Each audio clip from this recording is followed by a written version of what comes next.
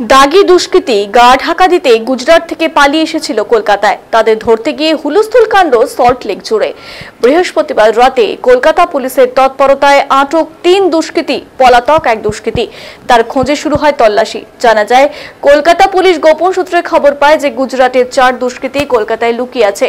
সেই খবরের সূত্র ধরে খোঁজ করতে শুরু করে। সূত্রের খবর অনুযায়ী একটি হোটেলের কাছ থেকে দুজনকেই আটক করা হয়।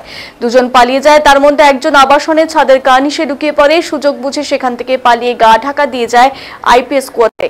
সেখানে নিরাপত্তা রক্ষীরা ধাওয়া করলে তাকে বেঙ্গল টেনিস একাডেমির কাছ থেকে ধরে এবং কলকাতা পুলিশের হাতে তুলে দেওয়া হয়।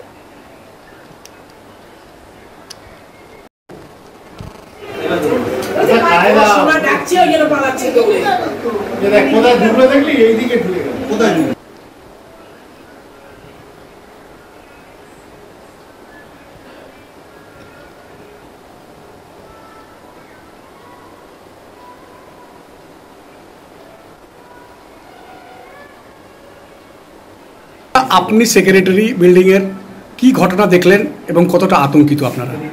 ব্যাপারটা হচ্ছে, সন্ধ্যেবেলায় হঠাৎ চিৎকার শুনতে পেলাম, চোর চোর চোর। তো চারদিকে দেখলাম দৌড়ঝাঁপ হচ্ছে। আমি সাথে সাথে নেমে এলাম, আমাদের সমস্ত আবাসিকরাও নেমে এলো। এটা খুবই স্বাভাবিক, আমরা একটু প্রথমে তো আতঙ্কিত হয়ে যাবই, কারণ ওরকম বড় বড় চেহারা 3টে লোক ঢুকে পড়েছে শুনছি ক্লাস্টারের মধ্যে, এবং কার্নিশে নাকি শুয়ে রয়েছে। তারপর দেখা গেল কার্নিশ থেকে এম বিল্ডিং থেকে সে এল বিল্ডিংয়ে গেল এবং এল বিল্ডিংয়ের পাইপ বেয়ে সে নিচে নামলো। আপনারা সেটা আপনাদের সিসি ক্যামেরায় দেখতে পেয়েছেন। তো আজকে পুলিশ প্রশাসনকে আমি অসংখ্য ধন্যবাদ জানাবো। তারা সঙ্গে সঙ্গে এই স্টেপটা নেওয়ার জন্য এবং এদের ধরার জন্য। তবু আমরা আবাসিকরা আমরা একটা নিরাপত্তাটার একটা ভাবনার, একটা চিন্তা ভাবনার মধ্যে পড়ে যাচ্ছি, কারণ এই ধরনের ঘটনা আমাদের এখানে আগে কোনোদিনও ঘটেনি, যার জন্য আমরা একটু আতঙ্কিত হয়ে যাচ্ছি। তবে পুলিশ প্রশাসনের উপরে আমাদের ভরসা আছে, তারা উপযুক্ত ব্যবস্থা নেবে, এটাও আমরা আশা রাখি। কতজনকে ধরতে পেরেছে, আপনারা কি শুনতে পারলেন? আমরা এখনো সেরকম ভাবে কোনো খবর পাইনি, তবে এখান থেকে একজন অ্যারেস্ট হয়েছে, এটা আমরা জানি। পুলিশের সঙ্গে কথা বলেন, কি বললো তারা আপনাদেরকে?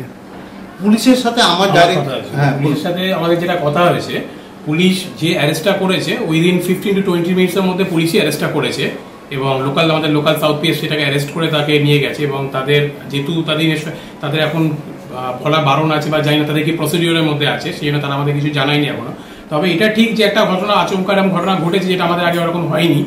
আর আমাদের শোনা কথা এগুলো আমরা জানি না যে এটা গুজরাটের মোস্ট ওয়ান্টেড হতে পারে, নাও হতে পারে। কিন্তু সেক্ষেত্রে আমাদের এই দিক দিয়ে আর একটা জিনিস, যে এরকম চ্যালেঞ্জিংয়ের মুখে পড়ে সেখান থেকে পুলিশ আমাদের রেস্কিউ করেছে, রিকভারি করেছে, সেটাও আমাদের খুব অ্যাপ্রিসিয়েটেবল। এবং সেটাও আমরা রাজ্য সরকার এবং রাজ্য সরকার পুলিশকে ধন্যবাদ জানাই যে ওরকম টাইমের মতো, ওই সিচুয়েশনের মতো যদি হয়ে থাকে এরকম মোস্ট ওয়ান্টেড, তাকে এরকম অ্যারেস্ট করা। কারণ সেটা আমরা সাধারণ মানুষ যেটা পারি সেটা পুলিশ করে দেখিয়েছে এবং পুলিশই অ্যারেস্ট করেছে, সেটা 15 মিনিটের মধ্যেই তাকে অ্যারেস্ট করে নিয়ে চলে গেছে।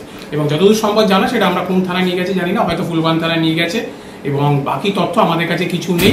আমরা যেহেতু একটা সিচুয়েশন তৈরি হয়েছিল, এরকম এসেছিল, পাড়ার সমস্ত মানুষ আমরা বেরিয়ে দেখেছিলাম, তাকে আমরা ধরতে পারিনি, সে দেওয়াল টপকে টাপকে চলে গেছিল। এবং আইপিএস অফিসার কোয়ার্টারের সামনে দিয়ে যখন যায়, তখন আমাদের লোকাল থানা এবং সিকিউরিটিরা তাকে অ্যারেস্ট করে সেই টাইমের মধ্যে তাকে নিয়ে চলে যায়। পরে এগুলো যে তথ্যগুলো আমরা পাচ্ছি, শোনা কথা যে এরকম এখানকার ওয়ান্টেড, মোস্ট ওয়ান্টেড, এখানকার ক্রিমিনাল, এখানকার সব কিছু।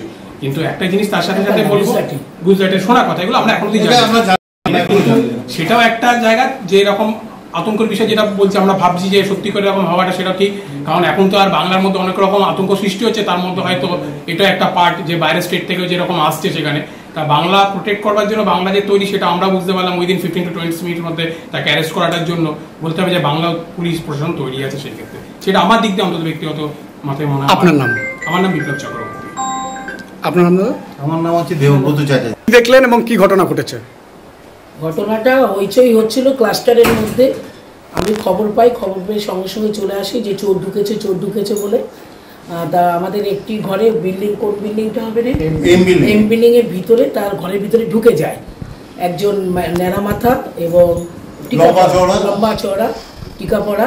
সে তার ঘরে ঢুকে গিয়ে বলে আমি পুলিশ, হ্যাঁ বলে বেরিয়ে গিয়ে ছাদে গিয়ে সে আবার তালা ভেঙে ছাদের কার্নিশের মধ্যে লুকিয়ে থাকে।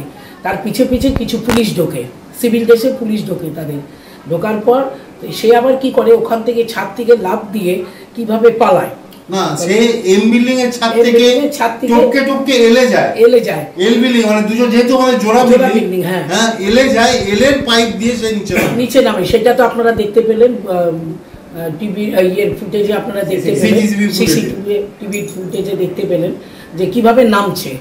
এবং এরা আমরা যতদূর সম্ভব আমরা পুলিশের কাছ থেকে জানতে পারলাম, ফুলবাগান থানার পুলিশ মানে এদের পিছে পিছে ধাওয়া করেছিল, ধাওয়া করে সল্টলেকের মধ্যে ঢুকে গেছিলো, আমাদের ঠিক এই পার্টটা ঢুকে গেছিলো। আর এখানে একজনই ঢুকেছিল, দুজন মনে হয় অ্যারেস্ট ছিল ভিতরে, একজনই ঢুকে গেছিলো।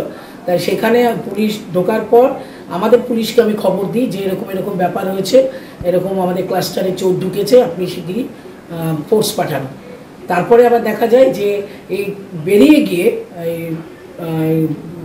চোর না কি বলবো আমি জানি না, মানে ক্রাইম করে এসছে। এরা হচ্ছে গুজরাটের লোক, সবাই যতদূর সম্ভব গুজরাটের, এবং ওরা ওয়ান্টেড তো না, হ্যাঁ ওরকমই রয়েছে। আমরা শিওর নয়, মানে আমরা যতটুকু জানলাম, কিন্তু তিনজনই মাথা ন্যাড়া এবং খুব হেলদি চেহারা, জেন্টলম্যানদের মতন দেখতে। তারা তিনজনেই অ্যারেস্ট হয়েছে এবং আমাদের এখান থেকে একজন অ্যারেস্ট করা হয়েছে, সেটা আমাদের হচ্ছে ওই স্বয়ংবরার পাশে যে আমাদের আইপিএস কোয়ার্টার, ওখান থেকে মানে পুলিশ ওখান থেকে সিকিউরিটি ওদের ছেলেটিকে জাপটে ধরে একদম পুলিশের কাছে তুলে দিয়েছে। এই ধরনের ঘটনা ক্লাস্টার 4-এর মধ্যে এসে ঢুকে পড়া সমাজ বিরোধী কিছু লোক কতটা কিভাবে দেখছে, যা মানে কতটা দেখলেন এবং কি